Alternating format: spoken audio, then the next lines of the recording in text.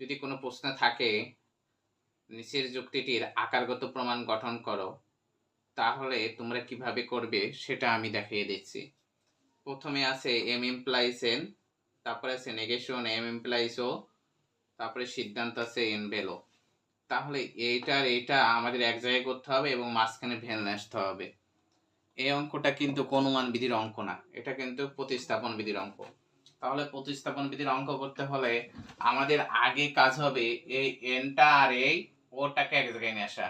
অর্থাৎ কোন সূত্র ব্যবহার করতে হবে? এই যে সূত্রটা, P implies Q, Q implies R, therefore P implies R, এমন আমরা একটা এইচএস এর সূত্র নিয়ে আসতে হবে।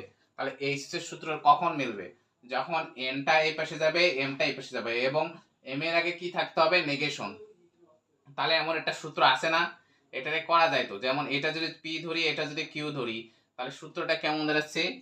P implies Q, equivalence negation Q implies negation P. দেখছো, এই যে এইটার আগে নেগেশন ছিল না, এর আগে নেগেশন নিয়ে আসছি, এটার আগেও নেগেশন ছিল না, এর আগে নেগেশন নিয়ে আসছি এখানে, এর আগে নিয়ে আসছি এখানে। তাহলে এই যে নেগেশন না থাকলে দুটোর আগে নেগেশন নিয়ে আসি এবং জায়গা পরিবর্তন হয়। এই সূত্রটার নাম হলো ট্রান্সপজিশন, আমরা সংক্ষেপে ট্রান্স বলে নিলাম। ঠিক আছে, এটা হলো আর একটা সূত্র। এখানেও দেখো এম ইমপ্লাইজ এন আছে, কিন্তু আমরা কি করব? এই নেগেশন এনটারে আগে নিয়ে আসবো আর এমটারে পরে নিয়ে আসবো। তাহলে এইচএস এর সূত্রটা, এই যে এইচএস এর যে সূত্রটা, এটা আমরা অ্যাপ্লাই করতে পারবো। তাহলে এটা যদি পি হয়, এটা যদি কিউ হয়, তাহলে আমরা এই পাশেরটা বসাবো। তাহলে negation N implies negation M বসালাম। তাহলে আমরা একের কি করলাম? Trans, TRANS, trans.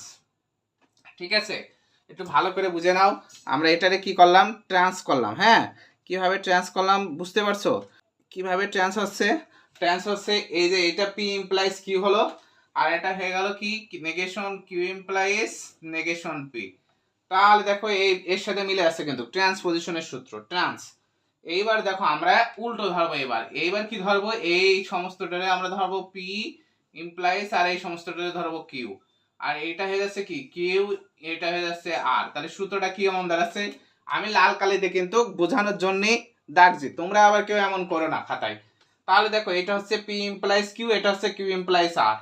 তাহলে এই দুটো না মিলে এই দুটোর সাথে না হচ্ছে এই সূত্রটার সাথে মিল খাচ্ছে না। তাহলে হচ্ছে কি 4 নম্বরে যে নেগেশন এন ইমপ্লাইজ ও, তাহলে 3 নাম্বার আর 2 নাম্বার মিলে এইচএস। নাম্বার 5, এবার কিন্তু আমাদের এখানে সিদ্ধান্তে চেয়েছে ভেল, কিন্তু এখানে আছে কি?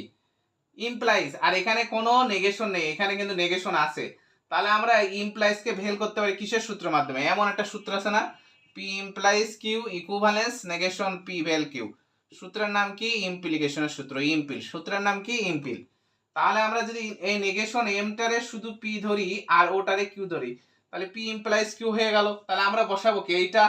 তাহলে এর যে নেগেশন, মনে করো এর বিয়ের দুইটা বিয়ে হচ্ছে, একটা তো বিয়ের আগে সন্তান ছিল, বিয়ের পরে আরেকটা সন্তান হচ্ছে। তাহলে এইটা মনে করো নতুন বিয়ের পরে একটা সন্তান, আর আগের বিয়ের আগে আরেকটা সন্তান ছিল, তাহলে দুইটা সন্তান হয়ে গেল। তাহলে এর নেগেশনটা তো এর সাথে ছিল, আর এর নেগেশনটা এখানে পেয়ে গেল, বসে গেল এই যে এখানকার যে সূত্রের নেগেশন, আর এখানে গেলে এই ইমপ্লাইজটা ভের হয়ে গেল, আর এই যে ও করতে। তাহলে 4 আমরা কি করলাম? ইমপ্লিকেশন। নাম্বার 6, এইবার দেখো এখানে ডবল নেগেশন আছে আর এখানে কোনো নেগেশন নেই। তাহলে নেগেশন নিয়ে আসা এবং বাদ দেয় একটা সূত্র আছে না, যে P equivalence double negation P. সূত্রের নাম কি? ডিএন। সূত্রের নাম কি? ডিএন। তাহলে এখানে এই এক অংশে প্রতিস্থাপন বিধির এক অংশে কাজ করা যায়। তাহলে এক অংশে এই যে দুটো নেগেশন আছে, এই দুটো নেগেশনকে আমরা কি করব? বাদ দিয়ে দেব। এই যে এই সূত্রের মধ্যে বাদ দেব। এইটা আছে, আমরা কোনটা করব? এইটা করব। প্রতিস্থাপন বিধি এইটাও সিদ্ধান্ত, এটাও সিদ্ধান্ত, এটাও আশ্রয় বচন, এটাও আশ্রয় বচন। যে উপরে থাকবে সে আশ্রয় বচন, যে নিচে থাকবে সে সিদ্ধান্ত।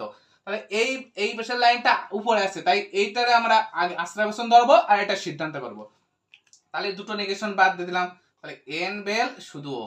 তাই 5 নম্বরে আমরা কি করে দিলাম? ডিএনএ হয়ে গেল। তখন প্রুফ লিখে দিবা। প্রুফ লিখলেও হয়, না লিখলেও হয়, কোনো সমস্যা নাই। ঠিক আছে, আশা করি সবাই বুঝতে পেরেছো।